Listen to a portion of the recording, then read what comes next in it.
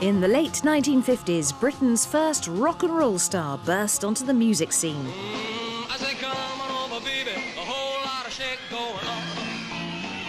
But some wanted to ban him because he was just too sexy. He would wiggle his legs a bit more and place used to go potty, you know.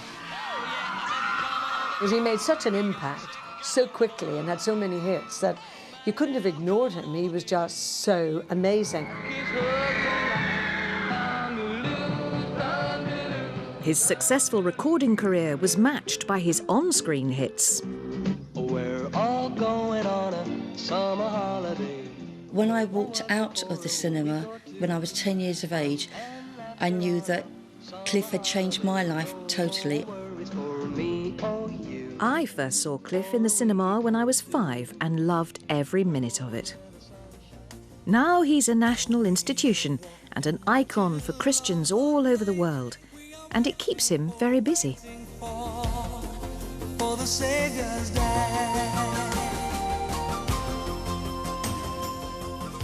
I've been given a 2-hour window in Sir Cliff's very busy schedule today as he goes from one television interview, does us, and then goes off to the next one.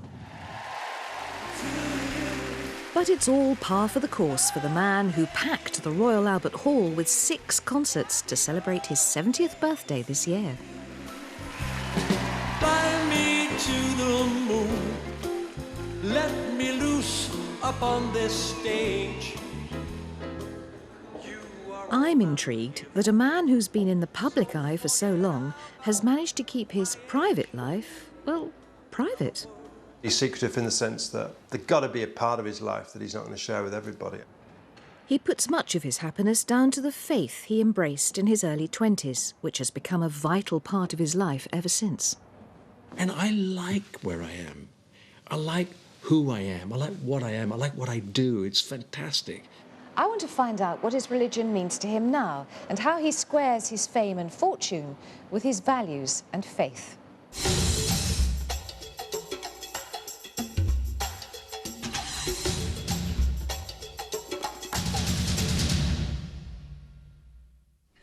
Hello, funny. Is that Sir Cliff? Yeah. Oh my goodness! How are you? I'm good, thank you. How lovely to see you. Nice I'm to see you absolutely too. fine. Thank you for giving us this time because you're Not just at all. full You're on at the moment, kidding. aren't you? Yeah. Well, everything's been full on for about 100 years now. And this is my slowing down process. Is it really? Yeah. This is you winding down? Yeah, absolutely. Make yourself at home. Take Thank your you. coat off and I we'll will. come and have a chat. Alrighty. For over 50 years, Sir Cliff Richard has delighted audiences, young and old, across the world. And he's been rewarded with the remarkable achievement of a #1 hit in 5 separate decades of recording. After 53 years, Cliff, where do you still get the drive to do it? Well, you know, I guess it's because ambition doesn't really die very easily. I guess for some people, maybe that ambition can drop away, and they're the lucky ones, and to a certain extent, because they can gently move off and retire and do something else. With me, I'm constantly thinking about, what will I do next? Well, this is what's keeping you young and driven. Maybe it is. Maybe it is. Well, certainly it drives me along. And it's just that I am in the process of slowing down. It may not seem that way, but in point of fact, I take more time off now than I have ever taken off before. Cliff Richard was born Harry Roger Webb on the 14th of October 1940 in Uttar Pradesh. The young Harry's family had lived in India for generations, and his father worked for a railway catering firm. I think the most significant contribution to Cliff's character is probably being born into an Anglo-Indian family in India during the 1940s. And so the values of the families in those days was much more old-fashioned than the values of families living in England. I mean, he kind of looked to England, but he'd never been there, and neither had his parents. Unsettled by the instability created by the division of India under the Independence Act in 1947, the Webb family moved to England. We had a very good life out there. It was only that when we decided that we had to come back after the independence in India, that my father, who was doing well out there, when he sold up everything to buy us our tickets on the boat to get us here, ended up with £5 sterling. So we arrived in England with £5 sterling. For 2 years, Harry, on the right, and his family lived in just one room, firstly with Harry's grandmother and then with an aunt in Essex. We actually had a room, but it was very tiny. And in a way, that little tiny cupboard of a room, and then there were 6 of us because Joan was born, became the reason why we managed to get a council house, because we were living in such bad conditions. He used to share Mum's shoes, and she would wear them in the evening when she used to go for shift work, and he would wear them during the day when he went to school. But obviously they were boys' shoes, not ladies' shoes. I don't remember it with any sadness. And when I speak to my sisters, and we've done it often, we've often said we don't remember having a bad feeling about our childhood in spite of the fact that we were poverty-stricken. So it goes to show that happiness and money don't necessarily go hand in hand. You know, look, I can talk. You know, money has given me a lot of things. My career has given me everything I am now. But I remember those days, and I'm thinking to myself, if it all fell flat tomorrow, I think I could deal with it. Not easily, but I could deal with it because of what my parents did for us and how we dealt with it as a family. And what role did religion play in your life at that stage? I remember running into my mother's and father's bedroom once, and my father was on his all fours on his bed praying. I don't know whether he was facing Mecca or not. Probably not. It's fascinating to me to think that he had a faith way back then. And I remember as a child also he tried to encourage us to read the Bible, which we kind of read reluctantly with him. But the minute that he wasn't there, we just shoved it away and didn't take any notice. We used to go to a local church in Cheshunt. And yes, we'd like you to go and have your confirmation classes and be confirmed. And I just remember going through a process of classes and then coming back one day and saying, you know, I don't want to go again. I don't understand. It doesn't seem to be right for me. I don't understand it all. And they didn't force me back. Harry Webb attended the local secondary school where he got an early taste for performance in plays and musicals. But it was pop music that changed his life. What was the first record that you bought? Can you remember? The first one I actually paid for, funnily enough, was Sammy Davis Jr. singing In a Persian Marketplace. It sounded rock and roll. A Persian marketplace. Dun, dun, dun, dun, dun. Love and I came face to face. In a Persian marketplace, love and I came face to face. So I thought, that's the one I wanted to buy. But then, of course, I got hit by Elvis, Buddy Holly, Jerry Lee Lewis, the Everly Brothers. Oh, it was like, I don't know what it burst onto the scene and hit all of us as teenagers, every single person who was 12 and a half and upwards. Bill Haley meant that you lost your prefect badge at school. Oh, yeah. 1, 2, 3 o'clock, 4 o'clock, rock. 5, 6, 7 o'clock, 8 o'clock, rock. 9, 10, 11 o'clock, 12 o'clock, rock. We're gonna rock around the clock tonight. Put your glad rags on. Bill Haley came to England, and 2 of us were designated to go and get the tickets, and it meant we were going to have to at least miss half a day of school because we were not going to get tickets unless we got to the Regal Edmonton at least 5 a.m. Because no internet, no telephones. Nothing like that at all. 2 of us went.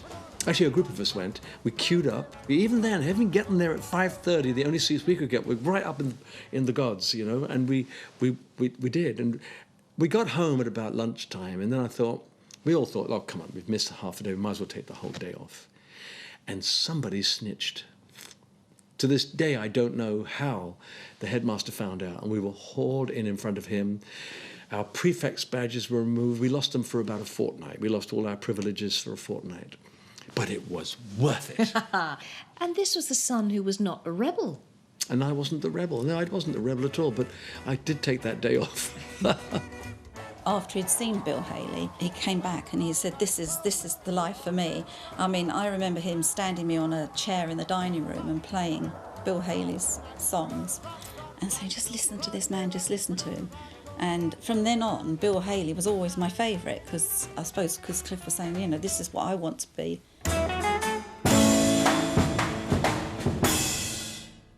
Harry left school at 16 and got a job in the same factory as his father. He spent all his spare time playing with a band he'd formed with schoolmates called the Drifters. An early manager got them a gig playing at rock and roll's mecca, the Two Eyes Coffee Bar in London's Soho. And you went down to the swinging cafe, the Two Eyes. Yes. Which is where I think Tommy Steele was discovered. Terry Dean. Everybody. Yeah. So do you just think, right, we're going to go down there, boys, and we'll get found? Is that what you did? Well, it was a bit like that. That's the way it happened. I mean, we were probably overconfident. I'm not sure how good we were, but we were very enthusiastic, and we played the stuff that everyone was buying. And so we thought we've got to go down there. And we, in fact, finally got a job there, and we played there for a week. And I think we got 50 quid between us for the week. Wow. So we didn't get a lot, but we could have coffee, free coffee. Working in the Two Eyes whilst waiting to be discovered was Bruce Welsh, just 16, and newly arrived from Newcastle with his mate, Hank Marvin. And I was working the orange juice machine the night that Cliff and the Drifters came down. Didn't know who he was. Hank wasn't there that night. Didn't know who he was. Didn't take too much notice of the band, to be honest. It was him. I could hear him singing. I went back to Hank and said there was an amazing looking guy in tonight. He looked like Elvis because he had the burns. He's got olive skin, dark hair, and was great. And then forgot about it. We went there, and a whole week of it, nothing at all happened. But what we did do was meet a girl called Jan Vane, who said one night to us, "I'd like to start a fan club." We nearly fell on the floor with laughter. We said, "Fan club? We haven't got a fan." She said, "You have now." And she thought, "I'm going to start a fan club." And the other thing was, we met a guy who said, "I'd like you to come and do a concert in my ballroom in Ripley in Derbyshire." Harry Grattrix, his name was. And I said, "Well, that'd be great." Okay. And he said, "Well, what's your call?" I said, "Drifters." He said, "No, that's no good to me." What, Harry Webb and the Drifters? I said, "No, certainly not. Just the Drifters. I want to be the lead singer of a band." He said, "Well, no, I don't know. I've got to have a name."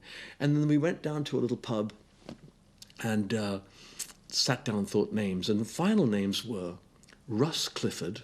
I thought, oh. Then someone said, "What about Cliff Russard?" No. I said, "Wait a minute, Cliff is good. Cliff, rock face, rock and roll."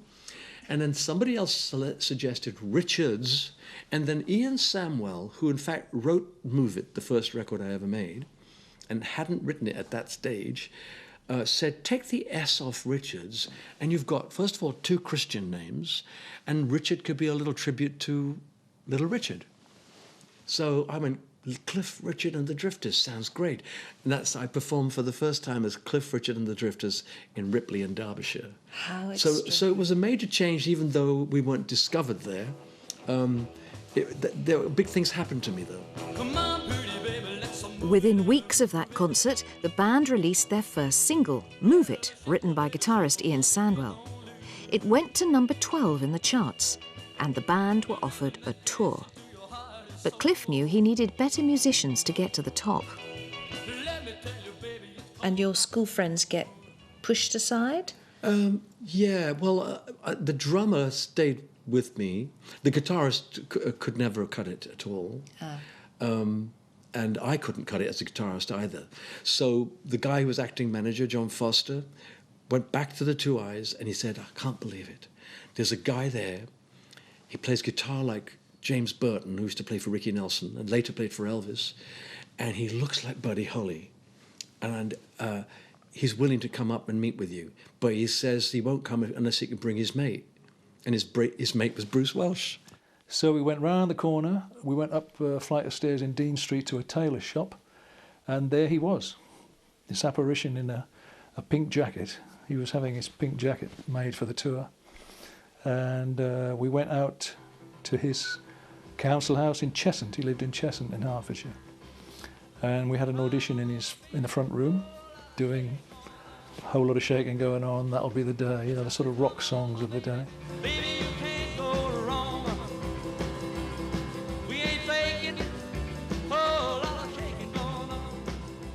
And Cliff said, "Yeah, great," and it went really well, and the tour's going to be 3 weeks. And now you've called yourself Cliff Richard, and you cultivate and work hard on the sexy British Elvis look. Yeah, I don't know how hard I worked at it because Elvis was so specific. I often picked up things from what the press said about me. They said if it wasn't for his lips, he'd be too angelic to be a rock star. And then I look at the photographs of me in the old days, and I did have pouty lips. I wasn't quite, you know, and that's why in those days I could really do the curl.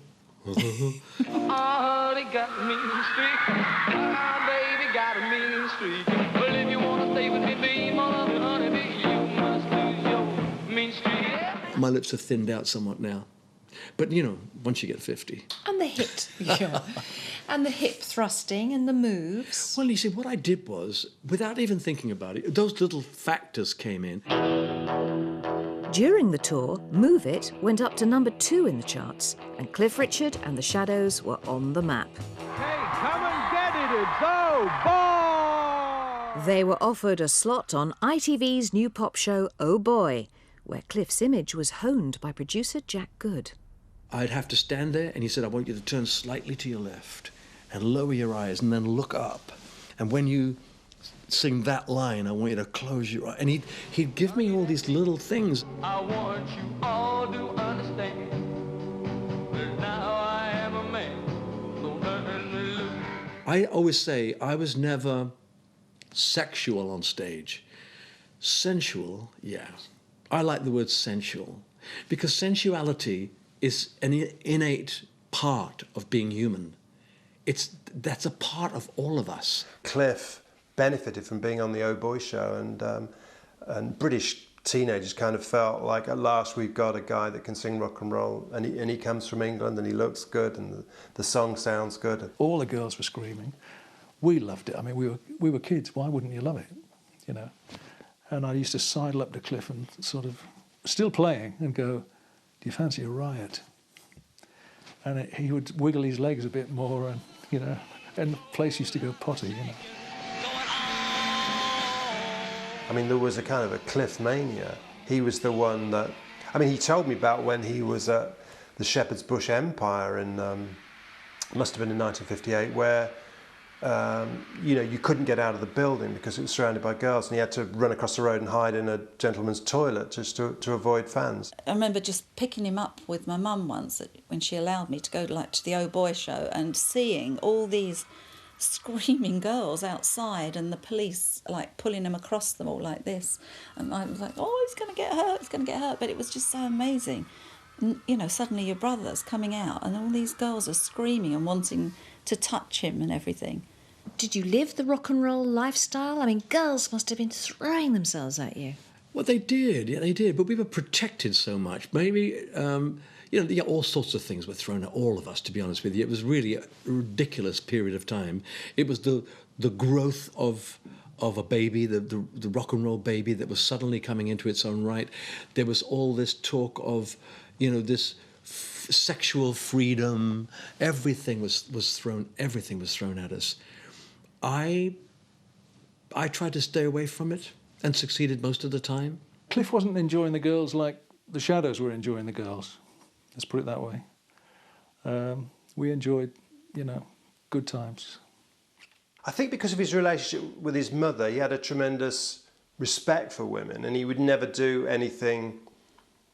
He would never do anything to a woman that he would feel that he wouldn't want somebody to do to his sisters, for example. So, you know, maybe people think, well, he put women on a pedestal, but I think he had that kind of respect and reverence. He was quite the gentleman. But the lack of leading ladies sparked a lifelong curiosity from the media. I mean, I would imagine what one of the problems would be if one were a pop star, that you were constantly surrounded by attractive people who really, women particularly, who really wanted to go to bed with you just because you were Cliff Richard. And I would find it very difficult, or would have done, certainly at your age when you were growing up, to have said no. In fact, I probably found myself in bed with about 13 of them. People always assume things about me, that at the age of 18, the Temptations, I didn't fall to them, you know? It's like another life to me, that area.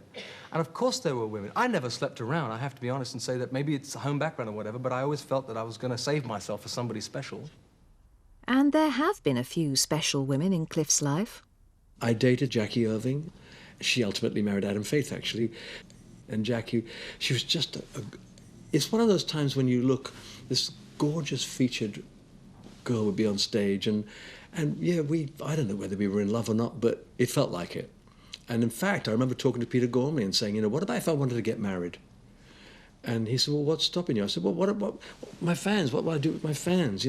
He said, look, if fans leave you, they're not really your fans. And I thought, oh, okay. And it's almost as though when I get the green light, you start to look at it for real, and I didn't think it was for me. Your mother and father loved Jackie. My dad particularly. My mum liked her too. My dad loved her. She had a great attitude. She'd have fitted in really well had it been right for me. Mm. And of course, it's well documented. I dated Sue Barker for a couple of years, and we had a very, very nice. I mean, I hope she feels happy about what we had a really good thing going for us. And again, that wasn't for me either. I'm not sure. The breakup was really not any of these ladies' faults. It's always been my fault. It's always been, and I'm really sorry for that. But I'm not sorry for having known them. But you see, I think what happened is we felt that you denied us some romance because we wanted you to be married. Well, if you're putting yourself in the place of fans, in those early days they didn't want that. They really didn't. I mean, you have to remember that this was in 1958. And I mean, I can remember now having a girlfriend at the time jumping in the car with me, and the back was full. And she sat on my lap. Well, I turned around and waved, and the programs were in the gutter and they were stamping on the programs. It would have made no difference to me if Cliff had got married. The fact that the only problem probably would have been we would have lost a lot of Cliff in his time. He wouldn't have spent so much with us as fans. He would have concentrated more on his wife and possibly children. But as it happened, he hasn't got married, and we've gained the benefit. Can't you tell? I'd be so thrilled to see. Cliff's on-screen harmony with Olivia Newton-John led some to speculate she would end his bachelor days. Suddenly, the wheels are in motion, and I'm ready to sail any ocean. Well, as for Cliff getting married, I don't think he ever will now. 20 years ago I would have thought maybe Olivia, but I don't think so. I think he's 70. Anybody that's married will know, it's completely different when you get married, sharing everything. And he's got such a lovely life. In the end, when I look back, Fern, where I am now in my life is because of where I've been in the rest of it up till this point. And I like where I am. I like who I am. I like what I am. I like what I do. It's fantastic. And I feel a freedom. I'm not saying that I wouldn't have had a freedom had I got married. I'm sure I would have done. I'm sure I would have dealt with it well. I always think I'd have made a good dad because I've been a pretty good uncle. But now when I look back, no, I don't think it was for me. And I have no desire to be a dad. Cliff's family have always been close. They backed him from the beginning. Mum and Dad supported him, but Dad used to go with him to America and on his tours, and he used to always try and tell him what to do, and he was good. He absolutely supported him, and Mum did too. This fatherly guidance helped Cliff avoid the temptations of life on the road.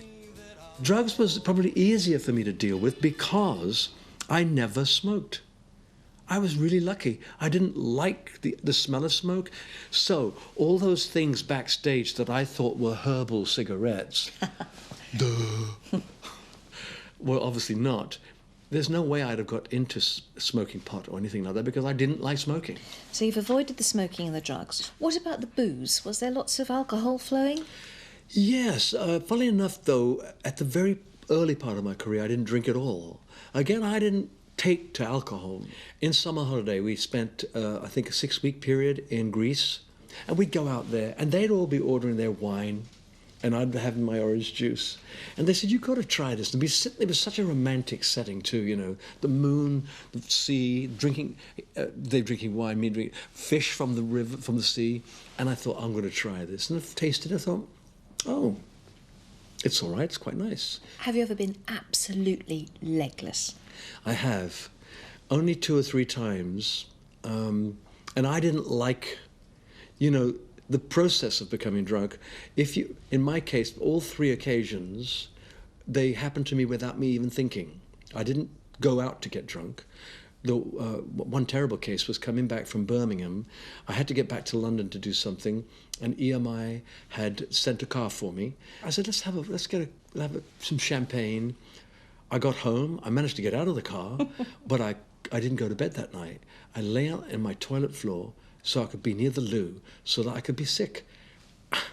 How people can do this often, I've no idea. I hated the whole feeling of it. And so now I try not to get like that. Come on, pretty baby, let's move it and groove it. Within just 3 years, Cliff Richard had 4 #1 records and released 7 LPs. He was starring on television and even appeared in pantomime with the Shadows. Living doll, got to do my best to please her just 'cause she's a living doll. So there you are, now a big rock star. You can buy your parents a house. You're not even 20. Your dad is your tour manager. You're living a great life and really enjoying it. You're clever enough to think, my pop career might not last, so I'll go into films. Clever. Yeah. They are a big success. And is God talking to you at that stage? I'd already started to read my Bible again. So in that respect, I think he was speaking to me without a voice, no voice necessary. When it comes to God speaking, often it's other people's actions, it's what other people do that you recognize something that's godly, if I could say that. And I was seeing that in other people and wanting it for myself. On the buses, when we traveled around, going from place to place to do concerts, conversations were necessary. You sat in buses for hours traveling to the next gig, and you talk about sex, politics, and religion. And more often, late into the night, religion would be there, rearing its head. And I, with my background, was sympathetic to it, and found it interesting that it constantly came up. Then, without warning, Cliff's father became ill and reliant on his son. He became sick. I could afford doctors. And in a way, I feel sometimes that I was too young and immature to know what was happening to him. But when I finally spoke to my then agent, Leslie Grade, Leslie said, "This is outrageous. I'm going to send a doctor." And I'm thinking, "Oh, okay." And he sent a doctor round and immediately said, "You have to go into hospital." My dad was taken to the hospital that same day, that same evening, and put into an emergency ward and straight onto oxygen. So I'll never know now whether 6 months earlier, could he still have lived on? And Did you feel your responsibility very keenly as the man of the family now? You had your mum and 3 sisters, yeah. and suddenly no father, it's you.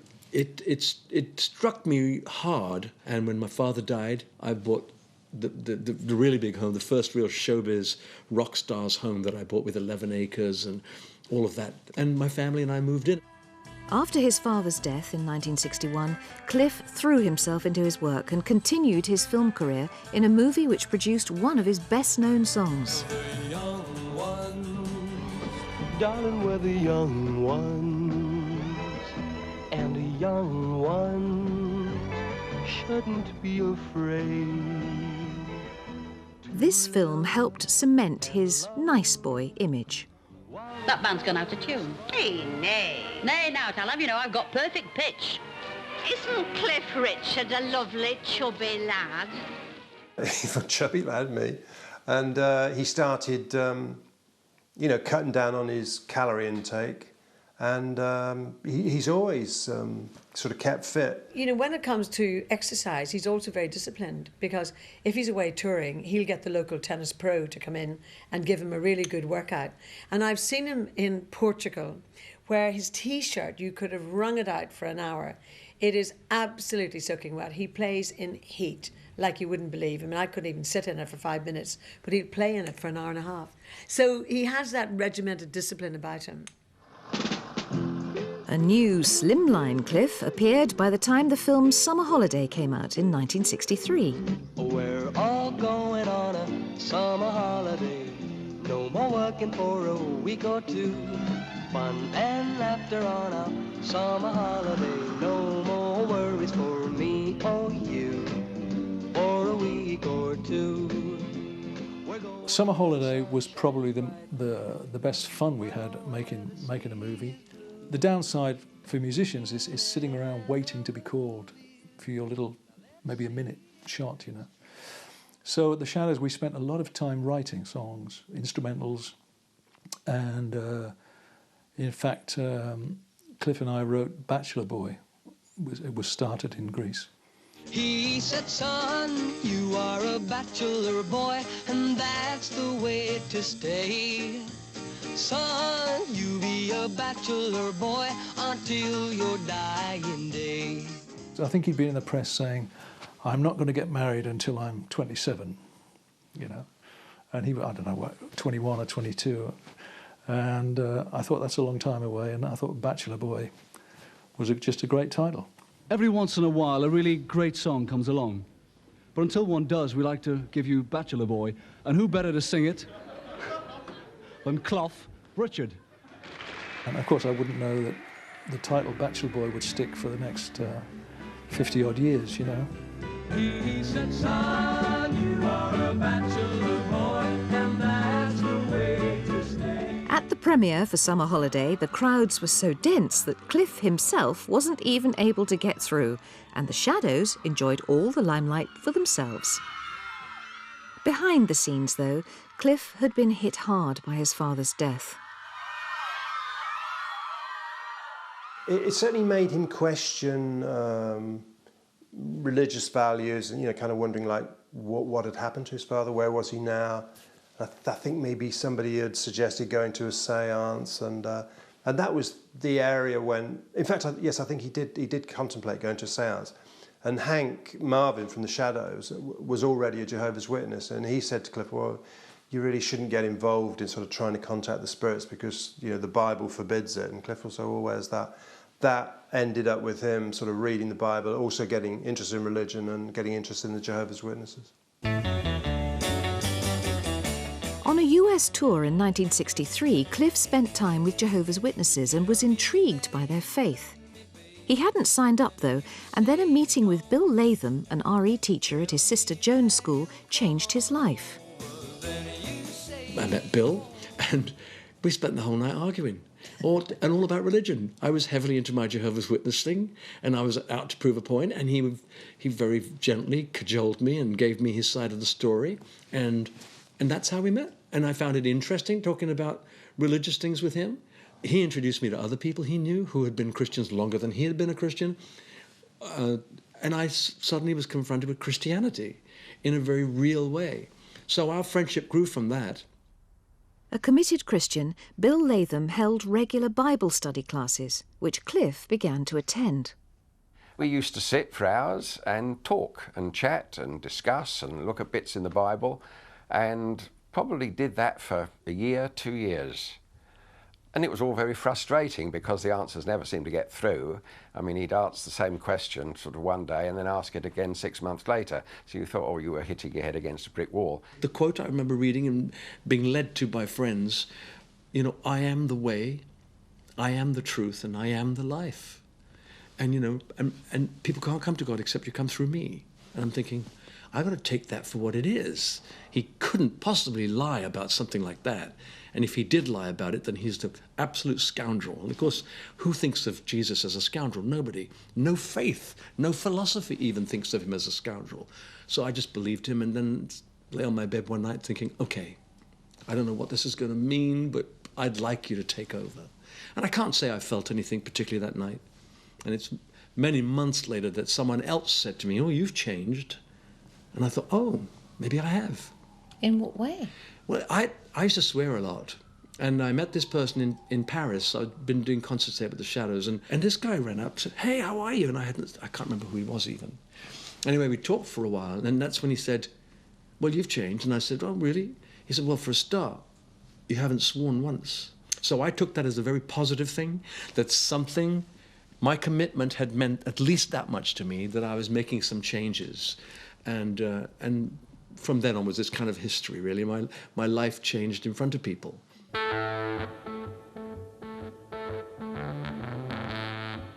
Cliff's mentor, Bill Latham, was a leader in the Christian youth organisation The Crusaders. As his faith grew, Cliff began to attend their meetings and holidays. Then, in 1966, in the middle of the swinging 60s, Cliff appeared at an evangelical Christian rally alongside Billy Graham. Cliff, we're delighted to have you. Let's welcome him this evening as he comes. The most famous rock star we had in the UK was you. Suddenly you find God and you decide to tell the public, I'm going to do the Billy Graham rally. That was a very brave decision. Yes, it was part of a little thing I was going through where I was feeling very guilty of being not only famous but wealthy as well. And my friends were people who, like Bill and Graham, who were working in schools and having contact with young people and sharing their faith directly through education. I felt, well, what am I doing? I'm doing nothing. I'm not just in show business because I want to become famous and I want to make a lot of money.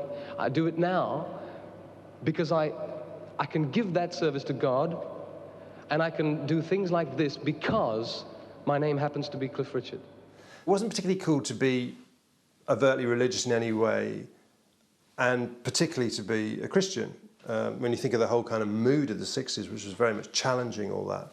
So Cliff was kind of going the opposite direction, and I think that must have been very difficult. I think it must have been very difficult because Cliff is somebody who does care what his audience think about him, and that's what show business is. You know, you're trying to please an audience.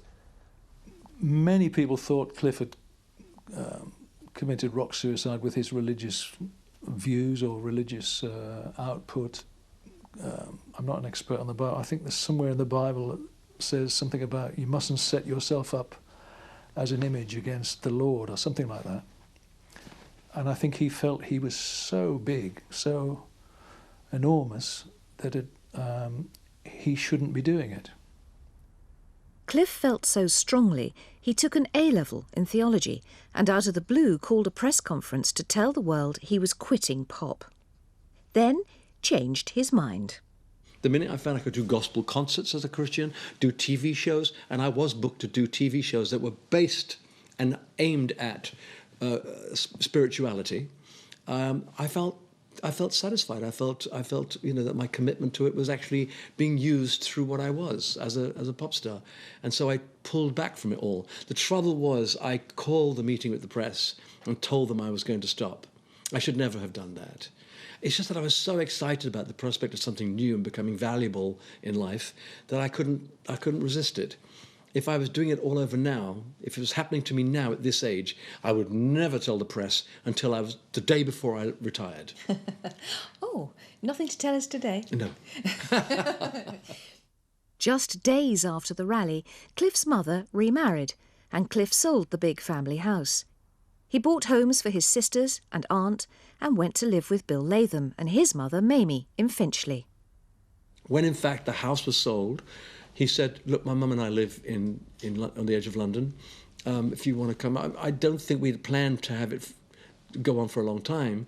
I was filming as well, and I can't remember whether it was Elstree or Pinewood. It was fairly easy for me to drive from Bill's house to Pinewood, and it was kind of convenient for us both in many ways, and that's how it happened. They went on to share houses for 25 years, which led to speculation about the nature of their relationship. We ignored it, I think. You have to be fairly hard-skinned in this music industry. You can't just sort of collapse if you have a bit of criticism or questions are asked. You know what is true. You're true to yourself, and that's what matters. And so, yeah, sure, there was speculation, but I think it disappeared. It dissipated over the years because, okay, yes, at first there was understandable speculation.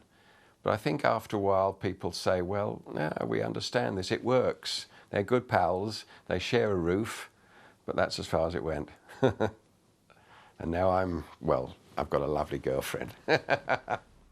After 40 years, Bill is about to retire, and John McKellen, a former priest, now helps support Cliff. I don't think now I could ever live on my own, and I never have lived on my own. I never travel on my own, so, you know, I'll always have company. John McKellen is someone who accompanies me. I don't know why, there's something about this, it's the wonderful thing about being famous is that you get recognised.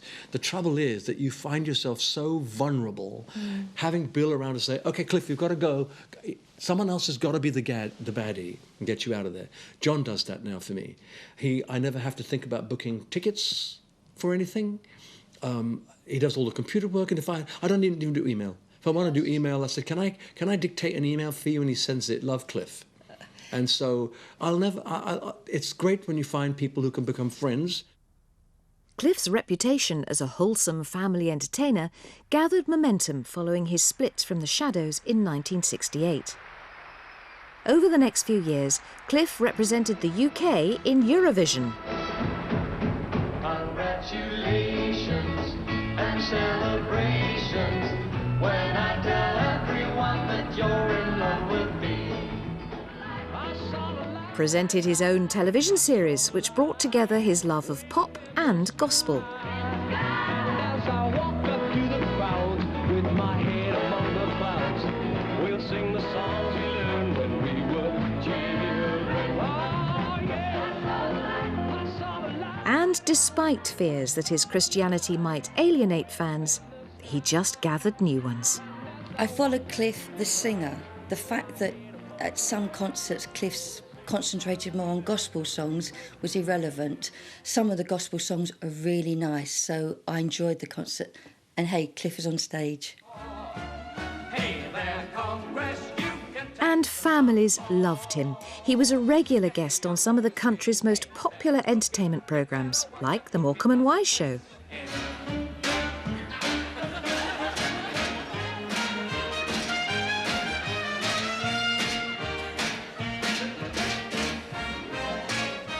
And interest from Christian groups around the country increased. Could you describe, Cliff, the actual part that this historical character of Jesus does play in your faith? The reason why Christ does remain important to people today, is that he lived beyond the crucifixion. From those early days, the churches really latched onto Cliff in a big way. They wanted a hero, and it's understandable. I mean, you should probably say they shouldn't have done, but they did. I mean, they loved Cliff to death. And invitations poured in for him to speak at all sorts of groups, student meetings, whatever. And of course, he picked up loads of fans from the Christian world.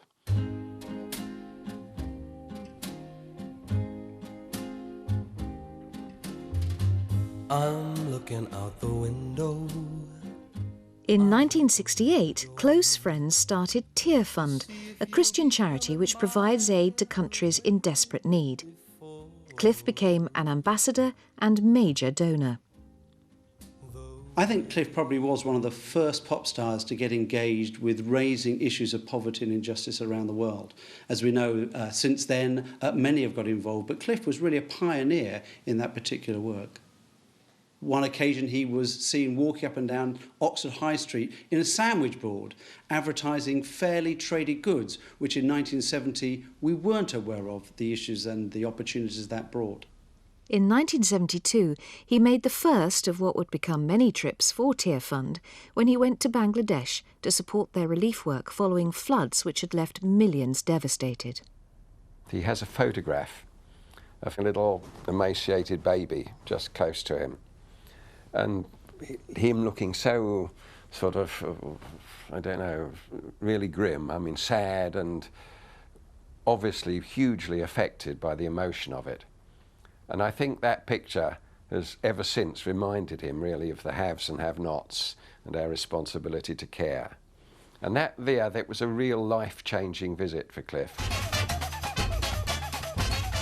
From that time to this day, Cliff vowed to give part of his salary and time to promote projects close to his heart. And my first stop is one of the poorest districts of Recife, one of Brazil's largest cities. It's no secret that he gives 10% of his earnings to charity.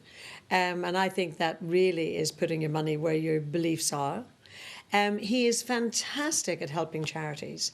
I know we run a foundation for my daughter Karen, and he's the first to offer something special. And of course, that's the big prize, because people offer a lot of money for charity just to spend some time with Cliff.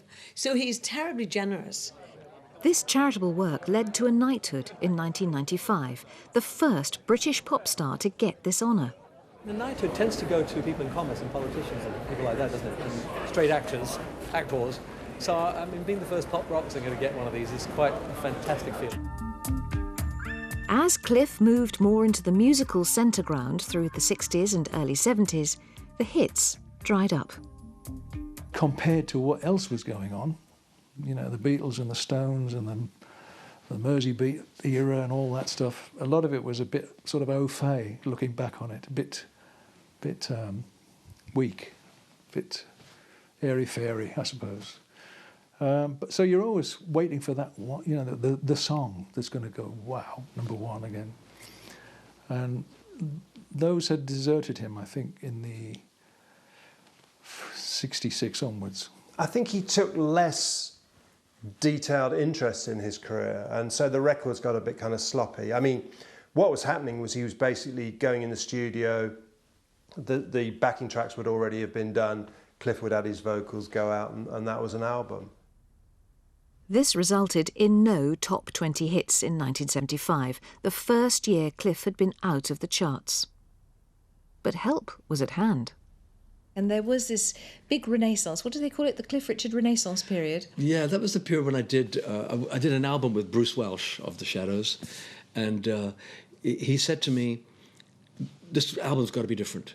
We can do anything but nothing that sounds like Summer Holiday or Congratulations or Living Doll. And I went, fine. And I had one song in my pocket, and it was called Devil Woman.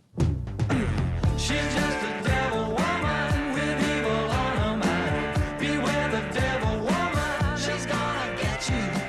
She's just Bruce had a dozen more fabulous songs, and that's the record, the first album I'd had in the charts for a long time. Singles, yes, singles. I've been fairly constant with singles, but it's almost as though I became an album artist then, and all because of Bruce's judgment on songs and my ability to be able to sing the songs he likes, and we did it together. So that was, I love the phrase, Cliff Richard's Renaissance period. It sounds so posh, doesn't it? Cliff was back with 3 top 20 hits and his reputation restored.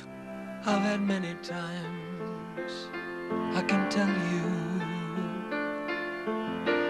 times when innocence I trade for company. Since then, he's maintained a presence in the music charts with rock, gospel and pop songs. He's been parodied. She satisfies my soul.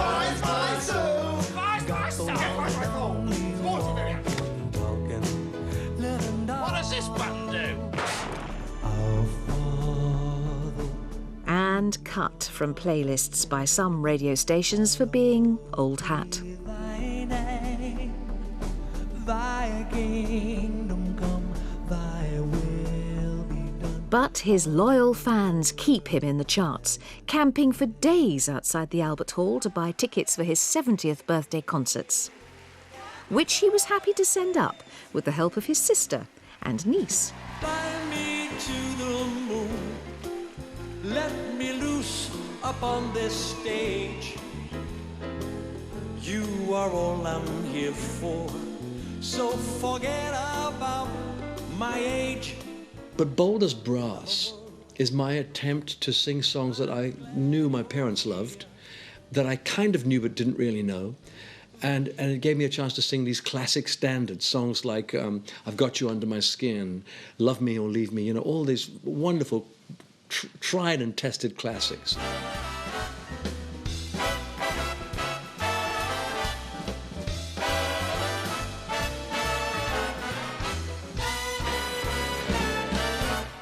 Love me or leave me, let me be lonely.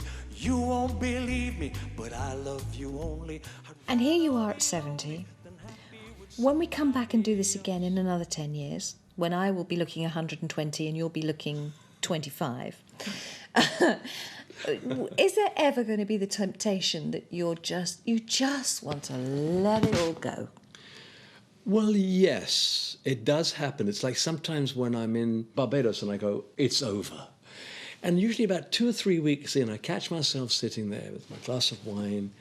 Maybe I'm with friends or something, and I'll think to myself, God, I love this. No pressure, nothing at all ahead of me, not immediately ahead of me. And I think, you know what? If I don't ever sing again, I wouldn't care. And then a phone call comes from the office. By the way, your record's number 5, and I'm going, oh, great. That means I'll be doing a concert and I'm back on the road again, you know. So I do have those moments, but they're not very real. They're not lasting. But I've got the feeling that if and when I do retire, I won't be able to call it that. I think I'll just stop and then start going again whenever I feel like it, and then stop again. That's not retirement, is it? No, just having a break. He certainly enjoys the good things of life. I mean, he produces wine, he's got a home in Barbados, one in Portugal, loves his sport, going around the world following tennis and things like that. I mean, he's certainly a life lover, and I don't think he finds a contradiction between that and his faith. Over the years, Cliff's Christianity has evolved. Cliff doesn't evangelise to you, you know, he's not trying to save you all the time. He has his own conviction, and he's very solid in his belief. But really, it's not like he brings religion up in conversation around the dinner table. He doesn't. If you ask him about religion, of course he will answer you. But he doesn't throw it at you all the time. If you think about it, most people that become Christians, they don't try to prove Christianity right. Even when I listen to the radio now, people are haranguing the faith, and they're really trying to put it down all the time and find faults with it. What they can't do is actually find a fault with the faith. Yes, you can find myriads of faults with Christians. I love Gandhi's quote. He said, "The worst thing about Christianity is Christians." And he's absolutely right. We are not the best representatives of Jesus, but I'm afraid that's all he's got. And he works with us. Somehow he manages to work. And Cliff is one of those representatives who is always willing to spread the gospel message, especially at Christmas time. Christmas is love, Christmas is peace, a time for hating and fighting to see. And Christmas wouldn't be Christmas without our Cliff.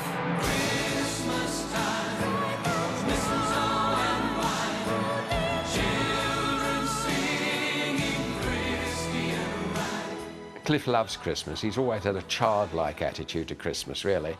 He loves the Christmas tree, he loves putting in the decorations, he loves Christmas dinner, he loves making the gravy, he loves having all his nieces and nephews around him. Yeah, he's a real Christmas person, is Cliff. When close friend Gloria Hunniford was struggling to come to terms with the death of her daughter Karen to cancer in 2004, Cliff used the message of Christmas to help her. He said to me, "How are you?" And I went, "Well, don't know really, you know, still in that awful space." He said, "How are you going to cope with Christmas?" And I thought, whoa, because nobody had asked me that question. So I went, I don't know. I don't know whether to buy Christmas presents, not buy Christmas presents, send Christmas cards, not send Christmas cards. I don't even feel like celebrating Christmas because I feel I have nothing to celebrate in that sense. So he looked me straight in the face and he said, "Did Karen like Christmas?" I went, "She absolutely adored it." So he said to me, "So why don't you go bigger and better then for Karen and her boys?" And I thought to myself, gosh, I hadn't thought of it like that. Why don't I? So instead of one tree, I had 6. Instead of little Santa Clauses, I had 6-foot, all singing, all dancing Santa Clauses. And he gave me the key to coping with a huge sadness, to coping with the first of everything when you lose somebody is the worst. I think particularly the first Christmas. Christmas shouldn't be too complicated. I think sometimes the media have made it complicated and made it confrontational, like, you know, we're going to offend foreigners who come to England. And I've got people who are Hindus, And they're not offended by my faith. I wish them happy Diwali and they say happy Christmas. So I'm not quite sure who we're supposed to offend, but if it's real for you, the fact that your family can get together and show love, it's all just as, if you think of it as symbol of the love that God shows us as his children, there's no reason we shouldn't as families get together with our families of children and have that similar feeling of love and bonding. And the gifts, of course, it's always nice to give. I always feel it's almost better to give than to receive, although it's nice to receive now and then. And the last thing to ask you is, we've talked to a lot of your friends who have all said you are appearing to be at your happiest right now in life. I never... And one mischievously said it's almost as if he's in love. Well, I am in a way. I'm in love with everything. I hinted at it before that you need to come, all of us should aim to come to that moment in your life where you're happy where you are, you know, with whatever you've got. And then it doesn't have to be, you know, you don't have to just be in the charts to be happy. You know, there are people watching this who don't ever make a record. But whatever your life is, if you can find yourself at that moment, particularly when you get to be about 70, and say, I like me. In a way, the Bible says, you know, love others as you love yourself. And sometimes we forget how to love ourselves. And maybe I've found that I love myself now. And maybe that's the love they're talking about. But I love people as well. And again, I'm surrounded with great friends. I've made some wonderful new friends. And I had my 70th birthday, and I couldn't get everybody there. But there were 200 people in the end. They were all so diverse, and some of my friends wrote to me, it was so good meeting some of the friends that we'd not met before, and they all got on so well together. How can I not actually be in love? Of course I'm in love. So they're partially right. So, Cliff, we love you. Thank you, and happy Christmas. Thank you very much. Thank you. Thanks for looking after us. Over the past month, I've met 4 fascinating people whose faith has, in many ways, shaped their lives. Actress June Brown, who described how she puts her own beliefs into Dot in EastEnders.